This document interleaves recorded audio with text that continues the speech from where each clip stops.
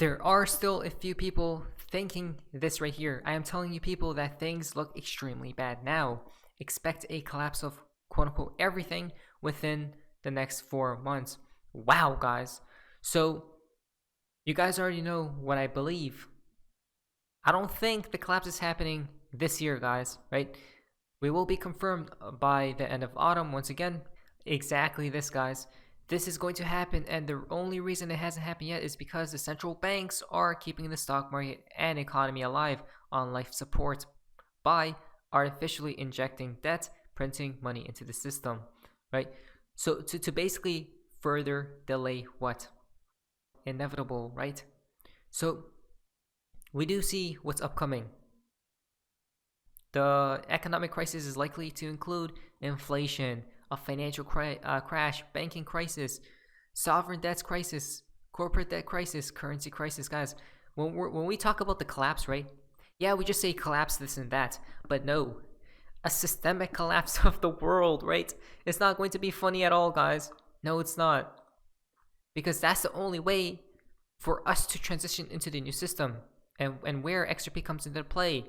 Global credit markets are drying up. The lack of liquidity means that borrowing and lending money becomes difficult. The systemic risk could result in a lockup of the financial system ICE 9 scenario. As liquidity dries up, worldwide expect the full adoption and utility of XRP's on-demand liquidity. Why do they have this in the first place, guys? Right there, right? On-demand liquidity, quote unquote.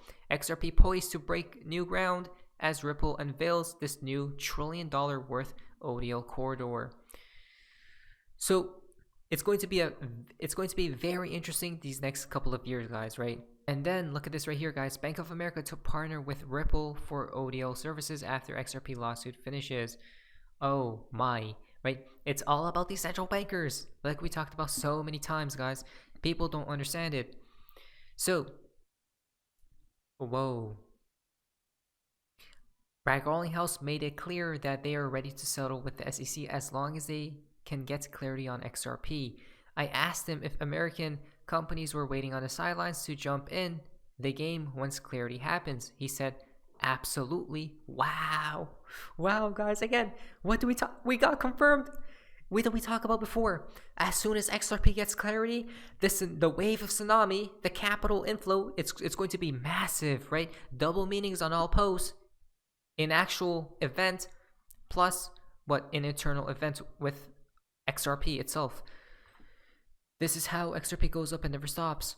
He specifically said Bank of America is a huge partner of Ripple, and he said Bank of America stands to gain really big when the settlement happens, because Bank of America is going to have a huge competitive advantage over their competitors by using ODL on the marketplace. So Brad is very, very bullish. Wait a minute. Who stated that only 2 banks need to really use this new technology? And every other bank is going to get scared, right? Because now they're missing out, guys. Now they're going to get eaten alive. As Christine Lagarde stated, like what? Cannibalized. What? Guys, this is crazy. This is crazy. Hold on a minute. Again. So, all the proof is in the pudding. How aren't people excited, guys? Right?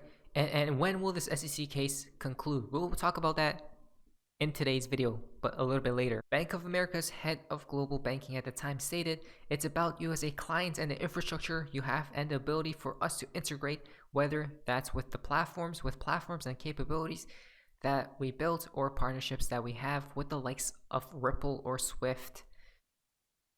Come on, guys. That's how XRP goes to a lot of other people. They think it's going to be insane prices, but to us, we know that's coming, right?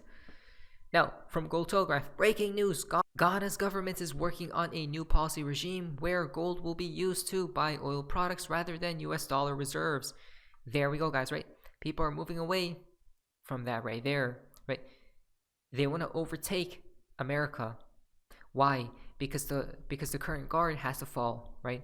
And then the level playing field comes into the play, right? So we see the dominoes falling even further or faster, shall we say, from Baba Cook's bridge, as we see right here. This is interesting.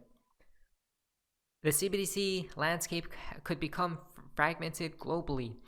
Today, the global CBDC ecosystem risks becoming fragmented with numerous central banks developing digital currencies based on different technologies.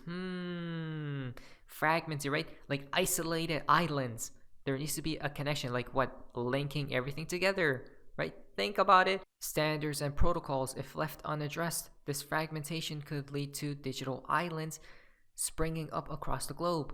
Consequently, developing a way for transactions to flow between different CBDC constructs and platforms will be critical. A global interlinking solution is what feasible, right? Interesting stuff, guys. Very fascinating stuff. All the money.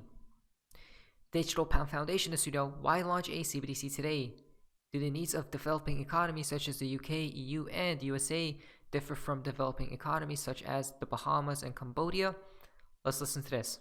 To say that financial inclusion is a natural consequence of introducing any of them, whether they're CBDCs or privately issued, would be false. Something has to be designed with financial inclusion in mind. And different jurisdictions are introducing CBDCs in particular for different reasons. So in many developing economies, it is for financial inclusion. It's for leapfrogging the need for online banks and things like that. It is to enable access to public money by individuals wherever they may be. In other jurisdictions like the EU, for example, there's a very different driver there, which is further greater market integration. The UK is still looking for its why. The US will probably be because it wants to retain its dominant position currency-wise on the global stage. So everyone has different reasons, and to say that it's all because they all want control, or it's all because they all want to be able to control various aspects of monetary policy wouldn't necessarily be accurate. Some of them have very valid use cases as well. So for example, the Bahamas, 700 odd islands, really difficult to distribute, to fill up ATMs, especially during the pandemic, so digital currency seems like a logical solution. Cambodia, monetary sovereignty, so they're a heavily dollarized economy. They actually wanted people to use their own currency, so they introduced the account for that reason.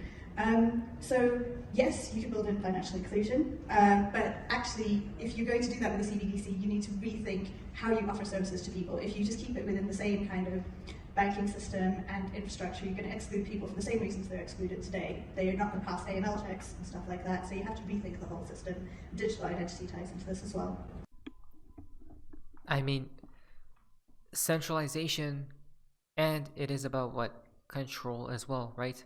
Including, I mean, the other things is just a byproduct of that, right?